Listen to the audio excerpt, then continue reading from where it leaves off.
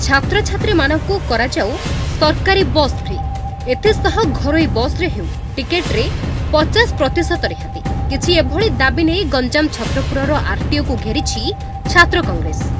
College पढ़ुआ पिलांको यातायात सुविधा पाई प्रतिवाद करी ओडिशा प्रदेश छात्र कांग्रेस घेराव करिछि आंचलिक परिवहन कार्यालय। राज्य छात्र कांग्रेस मुख्य उदित नारायण प्रधान को डाकरारे एहार नेतृत्व नेथिले छात्र नेता महेश कुमार गौड़। तेबे गंजाम जिला छात्र कांग्रेस पक्षरु जिला आंचलिक परिवहन अधिकारी मानस रंजन साहू को एक दाबीपत्र प्रदान कराଯାଇଛି। एही कार्यक्रम रे छत्रपुर विधानसभा छात्र कांग्रेस सभापति चक्रपाणी पलेई, वाल्मीकि सेठी, सुनील राउल, असित कांत पात्र, मुन्ना दास, भवानी बेहरा, शुभम चौधरी समेत बहु छात्र कांग्रेस कर्मी एकाठी होई दाबी उपस्थापन करथिले। महेश कुमार गौड़ छात्र कांग्रेस नेता। आज देखंतु प्राय आज छात्र कांग्रेस डाकरा देछि परिवहन कार्यालय घेराव पई।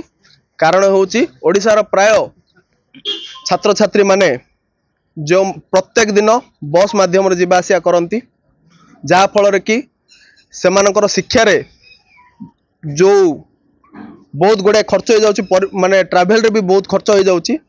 तेणु आज आम छात्र कांग्रेस पक्षर दाबी करूचु छात्र छात्री मानकु जो सब सरकारी बस गुड़ाक अच्छी सिटी बस हो ओएसआरटीसी बस हो से बस गुड़ाक छात्र छात्री मानकु परिवहन व्यवस्था मागणा करा जाऊ।